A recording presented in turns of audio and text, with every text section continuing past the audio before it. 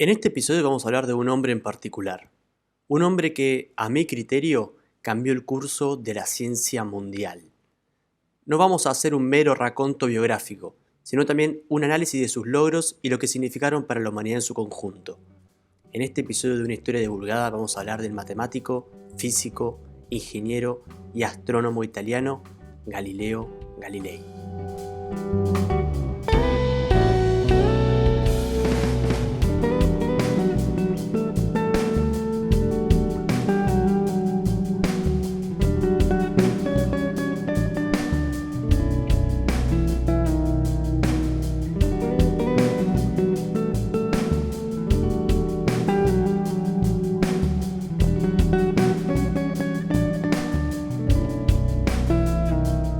Galileo nació en Pisa, la ciudad de la famosa Torre Inclinada, en el año 1564.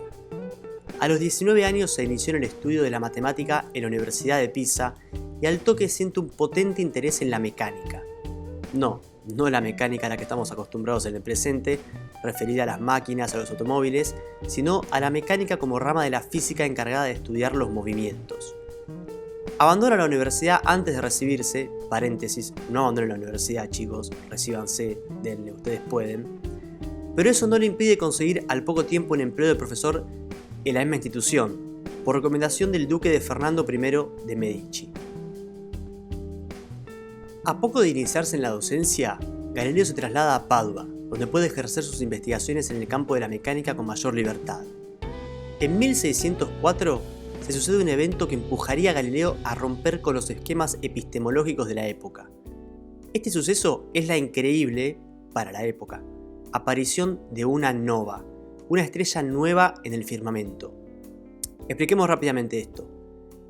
Para las concepciones astronómicas del siglo XVII, que seguían el modelo aristotélico defendido por la Iglesia Católica, los cielos y la luna eran cuerpos perfectos, inmutables y cíclicos. Nada, repito, nada podía alterar su estructura, ya que sus movimientos eran perfectos al estar hechos de la quinta esencia, el éter.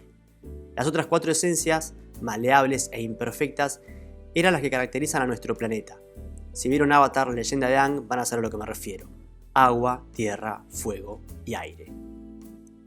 Ahora bien, mencioné que el modelo aristotélico, es decir, de Aristóteles, el gran filósofo griego, era defendido por la Iglesia Católica en el siglo XVII. Ustedes se preguntarán, ¿qué tiene que ver Aristóteles, un filósofo griego que vivió en el 300 a.C., con la Iglesia Católica de casi 20 siglos después? Bueno, para explicarlo mal y rápido, el modelo cosmológico que desarrolló Aristóteles en el siglo IV a.C. fue el modelo que adoptó la Iglesia Católica en el siglo XIII, de la mano de uno de los teóricos más brillantes del cristianismo medieval, Santo Tomás de Aquino.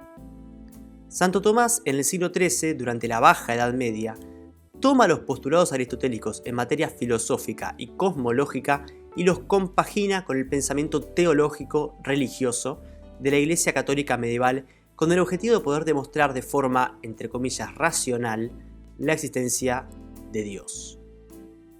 Santo Tomás establece 5 vías por las cuales era demostrable la existencia de Dios basándose en observaciones del universo y la Tierra.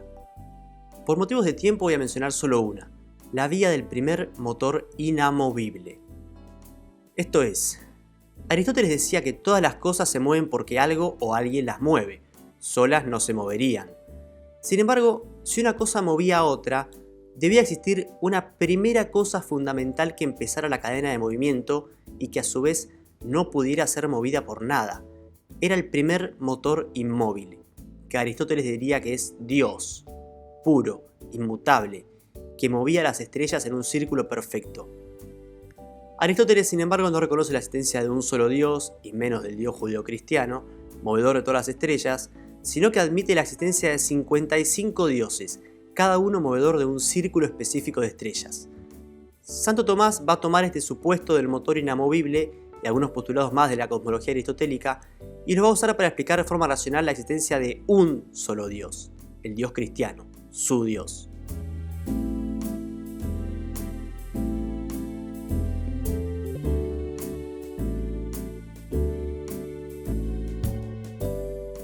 Ahora bien, ¿qué tiene todo esto que ver con Galileo? Dijimos que en 1604 Galileo y muchos más observaron la aparición de una nueva estrella en el cielo. Esto rompía con los postulados aristotélico-tomistas de que el cielo era una esfera perfecta e inmutable, movida por un dios a su vez perfecto e inamovible. Sin embargo, Galileo dentro de todo se quedó en el molde y no anduvo diciendo esto a viva voz a fin de no ganarse tantos enemigos. Para esto iba a tener toda una vida. Pasan varios años y en 1609 a Galileo le llegan rumores de un holandés que había inventado un lente que hacía que, entre comillas, las cosas que estaban lejos se vieran como si estuvieran cerca, cierro comillas.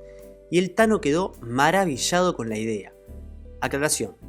En la edición argentina del libro de Galileo, editada por Eudeva en los 60, José Babini, otro grosso al que hay que leer, nos cuenta en una página y media la historia del telescopio y nos explica que su invención fue casi accidental y anecdótica durante casi todo el siglo XVI y que nadie había llegado a la idea de apuntar con él al cielo y ver las estrellas y la luna con fines científicos. Pero bueno, como Galileo era grosso y grosso en serio, se decidió a fabricar uno igual al del holandés. Después de diversas reflexiones, paréntesis, vayan a saber las genialidades que se le vieron haber pasado por la cabeza, cierro paréntesis, Galileo pudo construir uno de esos lentes y como no le gustó tanto, ¡pum!, construyó otro todavía mejor. Capo. Imagínense ustedes la conjunción de factores que se dieron en el siglo XVII para que Galileo, que era un genio entre los genios, coincidiera en su existencia con la fabricación del telescopio, un elemento que permite acercar los astros, la luna y las estrellas a los habitantes de este planeta como nunca antes se había hecho. Hipotético escenario. Si Galileo nacía 100 años antes o si el telescopio se inventaba 100 años después, las cosas hubiesen sido muy diferentes. Pero claro, esto es contrafáctico, anacrónico y una gilada si quiera pensarlo, así que quedémonos con el dato de que Galileo y el telescopio existieron en el mismo momento.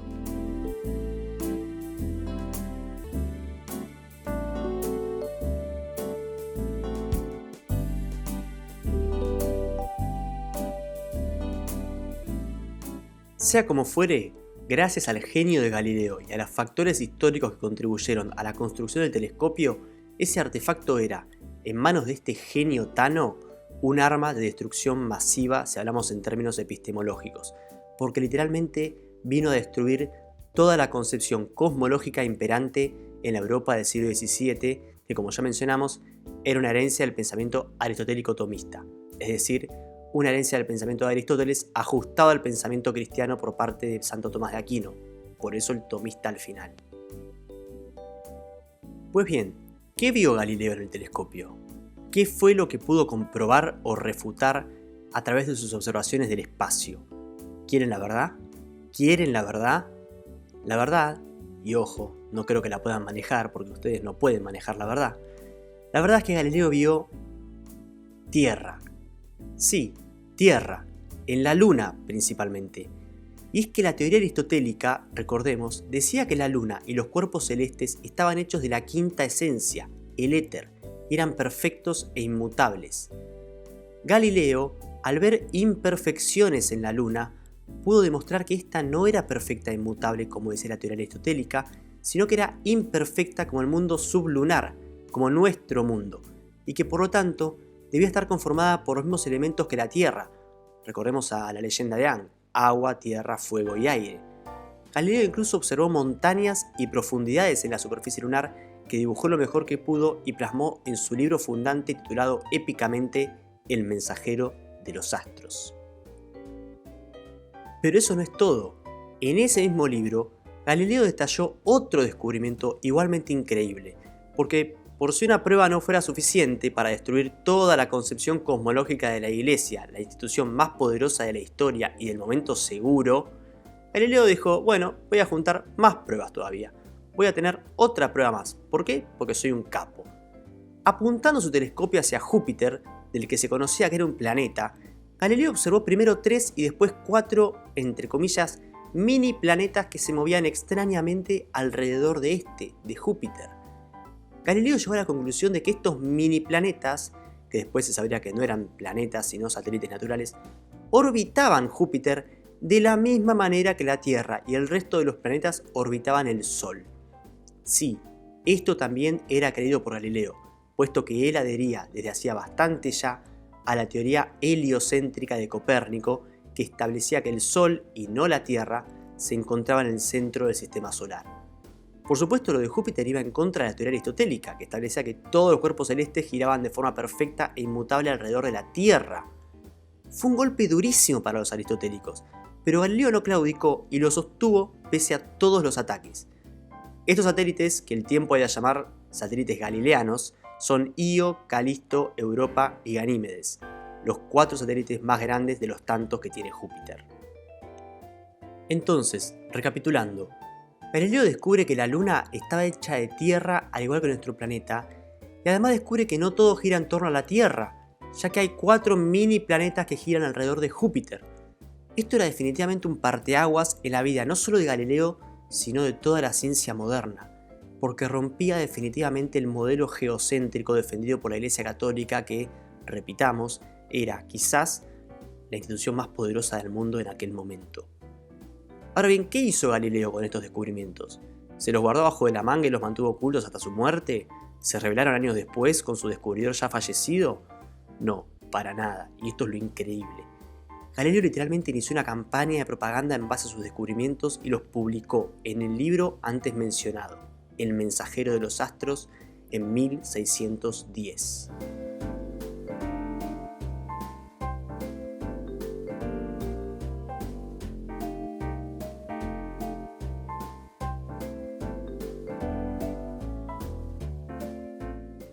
Bueno, llegamos a la parte triste del episodio, y como es tan triste la vamos a pasar fugazmente, así, bien por arriba, porque pintó. No, bueno, en realidad porque pintó no, sino porque no es el objetivo de este episodio indagar demasiado en el famoso juicio a Galileo por parte de la Inquisición, sino remarcar los logros del italiano y su importancia para la ciencia universal. Los ataques hacia Galileo, después de la publicación de su Mensajero de los Astros, no se hicieron esperar.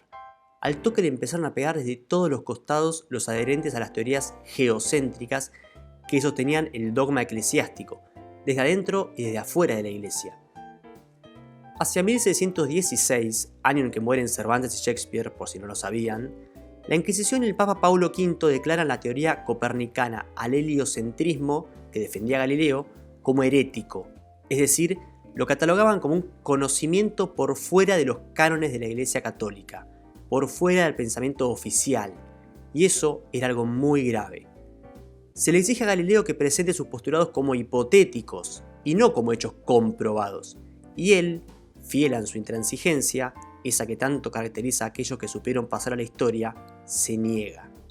Increíblemente, por ahora, no se lo condena. Al poco tiempo asume el trono papal el amigo personal de Galileo, Maffeo Barberini. Dame el nombre más tano que tengas. No tan tano. Con el nombre de Urbano VIII. Y las cosas se le facilitan bastante al astrónomo italiano. El nuevo papa lo invita a Roma y lo invita a escribir un libro que más tarde causaría cierta polémica. Los, abro comillas, diálogos sobre los 2 máximos sistemas del mundo, cierro comillas, se imprimen en 1632. La obra trata sobre un diálogo entre 2 contrincantes y un árbitro imparcial respecto a los 2 sistemas cosmológicos en disputa hasta ese momento, el copernicano, heliocéntrico, encarnado en Salviati, y el aristotélico tolemaico, geocéntrico, encarnado por el nada brillante Simplicio. El problema es doble para Galileo. Por una parte, la Inquisición condena el libro por herético, así, de una, argumentando que este hace apología al heliocentrismo, prohibido en 1616. Por otra parte, algunas malas lenguas convencieron al Papa Urbano VIII, amigo de Galileo, que él era en realidad Simplicio, el personaje poco inteligente que sostenía la posición geocéntrica en el libro de Galileo. Esto al parecer enojó al Papa e hizo que se distanciara de Galileo, hasta ese momento su amigo. A Galileo se lo cita a comparecer en Roma y luego de tenerlo varios meses entre tribunales e inquisidores, confiesa y se lo condena a prisión. Se lo obliga a renegar de sus ideas heliocéntricas y él lo hace, por lo que el Papa, que parece que no olvidó que Galileo fue su amigo, reemplaza la prisión por arresto domiciliario. Galileo pasa los siguientes 9 años en prisión domiciliaria, ciego y sin la antigua gloria que lo caracterizó en su juventud. Sus obras y su pensamiento fueron prohibidos por la Iglesia por un periodo de casi 200 años, hasta que en 1822 se retiraron sus libros de la lista negra de la institución. Un final triste para un hombre tan brillante y sobre todo tan intransigente.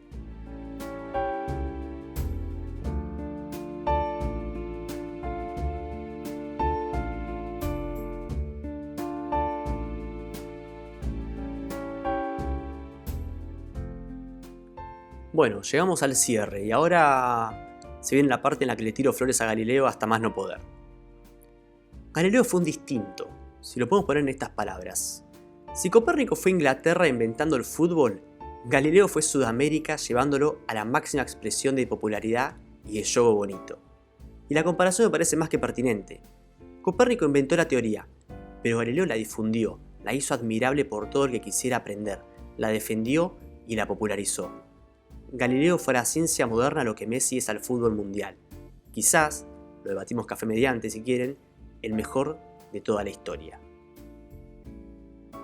Pero ojo, Galileo no fue un dios. Así como Messi le mandó a la estratosfera en el último minuto de la final del mundo en 2014, en aquel tiro libre desgraciado, Galileo también se equivocó y en bastantes cosas. Una de esas cosas, por ejemplo, es en la teoría sobre el movimiento de las mareas. Galileo decía que las mareas se movían por el propio movimiento de la Tierra, y los científicos de la Iglesia decían que no, que era por acción de la Luna, lo cual es cierto. Epa, ¿qué pasó ahí? La tortilla se dio vuelta. Entonces sí, Galileo también podía equivocarse, pero eso no resta ni un gramo de mérito a los logros que lo caracterizan. No porque hayan sido grandes descubrimientos, que ojo, lo fueron tremendos descubrimientos, sino por la impronta que le dio el propio Galileo. Copérnico, capo mal, elaboró una teoría y la formuló cientos de gráficos y tablas para tratar de comprobarla. Galileo fue más allá, porque agarró esa teoría y la difundió, la defendió y la expandió con pruebas que él mismo recabó. A Copérnico nunca le hicieron el escándalo que le hicieron a Galileo básicamente porque él no anduvo por toda Europa difundiendo sus ideas disruptivas con pruebas fehacientes y convincentes. Porque si las ideas no son convincentes, si no tienen el poder de la concientización, nadie las toma en serio y mueren ahí muchas veces. Otras veces penetran en las conciencias y si son ideas peligrosas, hacen mucho daño. Galileo amenazó la hegemonía epistemológica de la institución más poderosa de la historia, que es la Iglesia Católica. Se enfrentó al brazo armado de la Iglesia y pagó el precio, porque lo condenaron, y de no ser por su amistad con el Papa, lo hubiese mandado a pudrirse en una celda. En vida, Galileo sufrió las consecuencias de su osadía. En muerte, hoy, 400 años después, el mundo entero lo reivindica. Galileo fue un grande porque se la jugó, y pasó a la historia porque no especuló. Eso y mucho más hacen de Galileo un verdadero mensajero de los astros. Chao, hasta luego.